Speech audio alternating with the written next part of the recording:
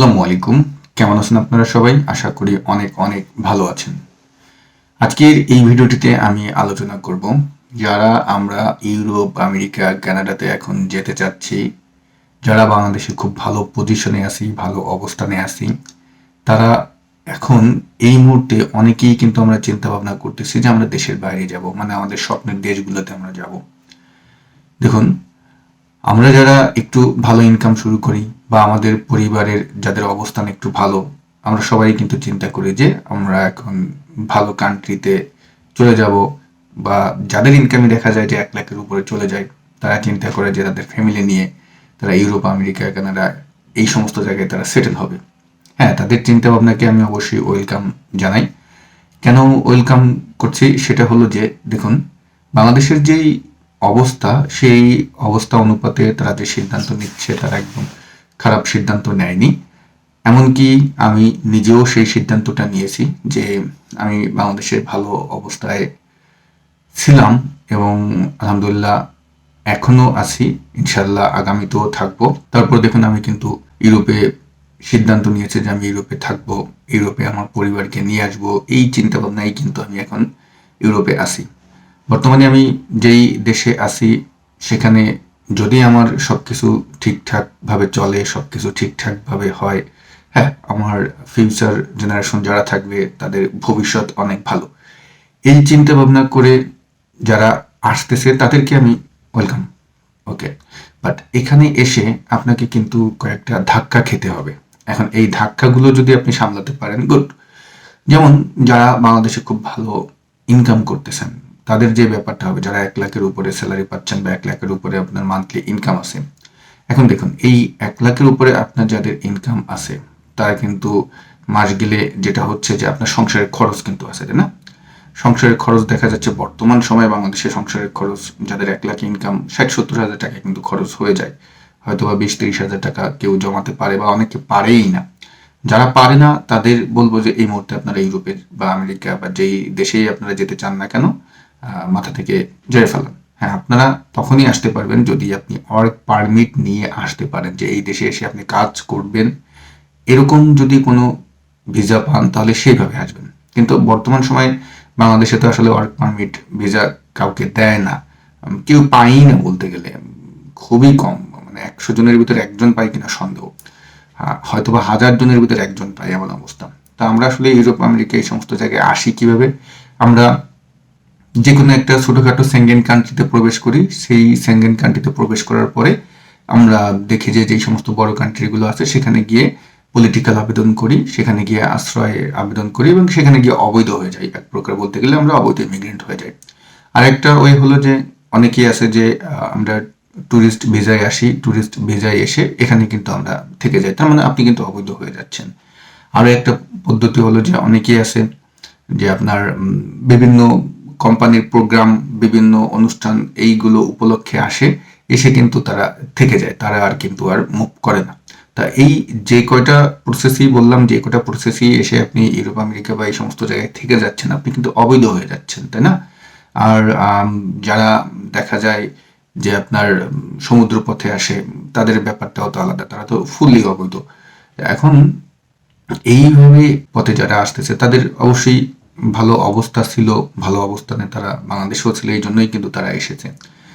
এখন এখানে এসে আপনাকে হাতে গোনা 2-1টা দেশ বাদ দিলে, যেমন আমি যদি ফ্রান্সের কথা বলি, ফ্রান্সে এসে হয়তো আপনি পলিটিক্যাল আবেদন করলে আপনি থাকার জন্য একটা বাসস্থান পাবেন, তারপর আপনি খাওয়ার জন্য ন্যূনতম সম্ভবত মাসে আপনাকে 200 ইউরো করে দিবে, যেটা বাংলা টাকায় দেখা যায় যে হিসাব করলে প্রায় 30,000 টাকা, কিন্তু ওটা আপনার নিজের খরচ হয়ে যাবে, ওখান থেকে কিছু বাঁচানোর থাকবে না বা ফ্যামিলিকেও আপনি পাঠাতে পারবেন না। আর ফ্রান্সে যে অবস্থাটা হয়েছে যে ওখানে কিন্তু আপনাকে কেউ অবৈধ অবস্থায় কেউ কাজ দেয় না বা পায় না। এখন আপনি যদি ওরকম বাসা নিতে চান বা আপনি যদি পলিটিক্যাল আবেদন করে যদি ওই টাকা নিতে চান, তখন হলে কি আপনাকে এমন একটা জায়গায় পাঠাবে যেখানে কিন্তু কোনো কাজকর্ম পাওয়া যায় না। এই প্রেক্ষাপটে অনেকেই করে কি, বাসা নেয় না, তারা পলিটিক্যাল আবেদন ঠিকই করে কিন্তু বাসা না নিলে তখন তো টাকাও দেয় না বর্তমান অবস্থায়, আগে দিত। তো এখন যেটা হয়েছে যে এই প্রেক্ষাপটে কাজও তো পাচ্ছে না, কাজ না পাইলে প্রায় 5-6 মাস দেখা যায় যে তাকে বাড়ি থেকে এনে খরচ করতে হয়। এখন প্রতি মাসে আপনাকে ন্যূনতম একটা আপনি সিট ভাড়াও যদি নেন সেক্ষেত্রে আপনাকে কিন্তু মিনিমাম 200 ইউরো, আপনাকে 150 থেকে 200 ইউরোর মতো ভাড়া আসে। তারপর খাওয়াও কিন্তু আপনার খরচ 1 থেকে 150 ইউরোর মতো, প্রায় দেখা যাচ্ছে যে আপনার 400 ইউরোর মতো আপনার কাছাকাছি খরচ হয়ে যায় অন্য সব খরচ ধরে। তো এই 60-70 হাজার টাকা আপনাকে কিন্তু খরচ সামলাতে হবে। যদি আপনি আসতে চান সেটা হতে পারে 5 মাস, হতে পারে 6 মাস, হতে পারে 1 বছর। তারপরে আবার দেখুন, আপনার তো আর্নিং যদি না থাকে তখন আপনার ফ্যামিলি কিভাবে চালাবেন? ফ্যামিলিরও কিন্তু ওদিকে সাপোর্ট দিয়ে আপনাকে আসতে হবে। একটা সময় আপনি এখানে যখন ডকুমেন্টারি হয়ে যাবেন তখন আপনার ভালো কিছু হবে, কিন্তু সেই ডকুমেন্ট কবে পাবেন? ফ্রান্সে যদি আপনি ডকুমেন্ট পেতে চান তাহলে দেখা যায় এখন তো মানে এটা আকাশ কুসুম হয়ে গেছে। যারা পলিটিক্যাল আবেদনের মানে রাজনৈতিক আশ্রয় যারা চায় তারা তো এখন কেসই পায় না বাংলাদেশিরা। এখন এখানে দেখা যায় যে ব্যাপারটা হচ্ছে যে আপনাকে 5-6 বছর 7 বছর ধরে অপেক্ষা করতেছে। শত শত বাঙালি আমি দেখেছি ফ্রান্সে, শত শত। তাদের সাথে যখন কথা হয় আমি আসলে নিজেও হতাশ হয়ে যাই যে কি অবস্থা, কিভাবে তারা আছে, ফ্যামিলি ছাড়া কিভাবে চলতেছে। একটা হতাশার ভিতরে সবাই কিন্তু এখানে থাকে। একটা পর্যায়ে গিয়ে হয়তো তারা একটা কাজকর্ম পায়, কাজকর্ম পেয়ে পেয়ে ফ্যামিলিকে সাপোর্ট দেয়, বাট আপনার নিজেরও তো একটা লাইফ আছে, তাই না? এই লাইফটা আসলে খুবই কষ্টের লাইফ। যারা প্রবাসে থাকে তারা এটা ফিল করে। আর ইউরোপ মানে আমেরিকা কানাডার কথাও যদি আমি বলি, ঠিক প্রেক্ষাপট কিন্তু এমন। তো এখন ওই যে আমি বললাম, যদি আপনারা ওয়ার্ক পারমিট নিয়ে আসতে পারেন গুড, কারণ ওয়ার্ক পারমিট নিয়ে আসতে পারলে আপনি তো সাথে সাথে কাজ পাচ্ছেন, আপনার বৈধতা থাকতেছে, একটা সময় গিয়ে কিন্তু আপনি ডকুমেন্টও পাবেন, আপনার মন চাইলে কিন্তু আপনি দেশেও যাইতে পারবেন। বাট আপনারা যারা ট্যুরিস্ট ভিসায় আসবেন বা ছোট কান্ট্রি, ছোট সেনগেন কান্ট্রিগুলোতে প্রবেশ করে যখন বড় কান্ট্রিগুলোতে আসবেন, অবৈধ হয়ে যাবেন, তখন আর কিন্তু আপনার দেশে যাওয়ারও কিন্তু পরিস্থিতি থাকবে না। হ্যাঁ, যেতে পারবেন কিন্তু একেবারেই চলে যেতে হবে। তখন হবে কি যে মানে একটা হতাশার ভিতরে ভুগবেন, না এমন হতাশা চলে আসবে যে মনে করবেন যে আমি কি কোনো ভুল সিদ্ধান্ত নিলাম কিনা, এরকম কিছু। অনেকেই আছে আমরা ডিগ্রি কমপ্লিট করতে আসি, পড়ালেখা করতে আসি, পড়ালেখা করতে এসে ডিগ্রির যখন আমাদের সেশনটা শেষ হয়ে যায় তখনও কিন্তু আমরা ব্যাক করি না। কিন্তু হ্যাঁ, যারা স্টুডেন্ট ভিসায় আসে তাদের দেখা যায় যে একটা পর্যায়ে গিয়ে তারা ডকুমেন্টটাও খুব সহজে পায়। তাও কিন্তু এখন খুব জটিল হয়ে গেছে সবকিছু, খুবই জটিল হয়ে গেছে। গতকালকে না পরশুদিন আমি একটা ইংল্যান্ডের একটা ভিডিও দেখলাম, সেখানে অনেক দিন ধরে একটা লোকে আছে, প্রায় 15-16 বছর ধরে আছে সে সেখানে, তার বাচ্চাকে হাসপাতালে নিয়ে গেছে যে কোনো একটা কারণবশত, প্রায় 3-4-5-6 ঘন্টা ধরে বসে রয়েছে তার ওই ট্রিটমেন্টটার জন্য। তা দেখুন, আমরা বাংলাদেশে অনেকেই আছি যে একটু 1-2 ঘন্টা দেরি হলেই আমরা অধৈর্য হয়ে যাই, বাট দেখেন এই সমস্ত জায়গায়ও কিন্তু এরকম পরিস্থিতি তৈরি হয়। সব জায়গায় হয় এটা বলবো না, কিছু কিছু জায়গায় হয়, আর এটা মেনে নিতে হবে, পরিস্থিতি সব জায়গায় মেনে নিতে হবে। দিন শেষে আমি যেটা বলবো যে যারা অবৈধভাবে অবৈধ হয়ে যাচ্ছেন ইউরোপে, এবং আমি আমেরিকা কানাডা, ওখানে প্রসেস তো আপনার অমনি তেমনি, আপনার যেমন পলিটিক্যাল আবেদন করে আপনাকে কন্টিনিউ করতে হবে, থাকতে হবে, কবে আপনার কাগজ হবে জানি না। বাট ইউরোপে যারা সেনগেন কান্ট্রিতে প্রবেশ করতেছেন তারা যদি খুব দ্রুত আসলে ডকুমেন্ট প্রসেস করতে চান যে আমি হ্যাঁ 3-4-5 বছর আমি মায়া ত্যাগ করে দিয়ে তারপর আমি এখানে থাকবো, তাহলে আমি বলবো যে আপনারা এই মুহূর্তে স্পেনটাকে পছন্দ করতে পারেন। স্পেন কিন্তু তাদের যে কাগজের যে নিয়ম কানুনগুলো আছে এখন কিন্তু অনেকটা সহজ আছে, এবং আপনি এখানে এসে কষ্ট করে থাকলে কিন্তু একটা পর্যায়ে আপনার একটা ডকুমেন্ট পেয়ে যাবেন।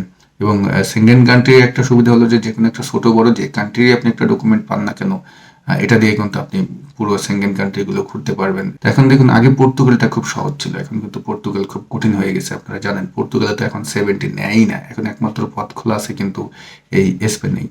সুতরাং যারা আসবেন, যারা সিদ্ধান্ত নিয়ে ফেলেছেন যে হ্যাঁ আমি আসবো, আমি কষ্ট করব, আমি 3-4 বছর থাকবো, তাহলে যেহেতু আপনার ডকুমেন্ট দরকার সেহেতু আমি আপনাদেরকে পরামর্শ দিব যে আপনারা আসলে স্পেনে আসতে পারেন। বাট আমরা অনেকেই করি কি, ইতালিতে থেকে যাচ্ছি, স্পেনে থেকে যাচ্ছে, সরি মানে ফ্রান্সে থেকে যাচ্ছি, জার্মানি থেকে যাচ্ছি, মানে যেখানে ইনকাম বেশি সেই জায়গায় থেকে যাচ্ছি। ইনকামটা অবশ্যই প্রয়োজন, কিন্তু যাদের বয়স একদম কম, ধরুন যারা 20-22 বছরে প্রবেশ করতেছেন, তারা ওই সমস্ত দেশে থাকতে পারেন, কারণ একটা পর্যায়ে গিয়ে আপনার কাগজ হবে, 7-8-9 বছর পরে কাগজ হবে, 5-6 বছর পরে কাগজ হবে।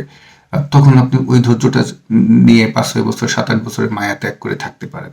বাট যারা ফ্যামিলি রেখে এসেছেন তাদের প্রেক্ষাপটে আমি বলবো যে এই মুহূর্তে আপনারা স্পেনটাকে চুজ করতে পারেন। এটা ভালো একটা সিদ্ধান্ত হবে। তাই এই বিষয় নিয়ে আমি প্রতিনিয়ত আমার এই চ্যানেলে ভিডিও দিব, ভিডিও পাবেন। আশা করি এই ভিডিওগুলো আপনাদের উপকারে আসবে। কিভাবে কি করবেন, কোথায় কি যাবেন, কি পরিস্থিতি, সবকিছু নিয়ে আলোচনা হবে আশা করি। দেখুন আমার এই ইউটিউব চ্যানেলে কিন্তু অনেক আগে ইউরোপ সংক্রান্ত অনেক ভিডিও ছিল, আমি সবগুলো রিমুভ করে দিয়েছি কারণ আমার মন মানসিকতা আসলে ভালো ছিল না।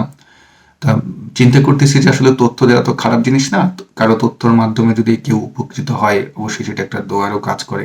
তো এখন থেকে আমি চেষ্টা করব ভিডিওর মাধ্যমে আপনাদের তথ্যগুলো দেওয়ার, ভিডিওর মাধ্যমে আপনাদেরকে কিভাবে সহযোগিতা করা যায় সেটার চেষ্টা করব। তবে ভাই কারোর সাথে সরাসরি কথা বলে না, মোবাইলের যোগাযোগ বা অনেকেই বলবেন মোবাইল নাম্বার দিন কথা বলি, এগুলো দিয়ে না, ভিডিওর মাধ্যমে আমি চেষ্টা করব আপনাদেরকে সহযোগিতা করার। আপনারা যে বিষয়ে জানতে চান কমেন্ট করবেন, আমি সেই সমস্ত কমেন্টসগুলো নোট করে যে এই টপিকস নিয়ে একটা ভিডিও বানানো যায় কিনা, এই টপিকস নিয়ে আপনাদের হেল্প করা যায় কিনা, এভাবে আসলে ভিডিও বানাবো।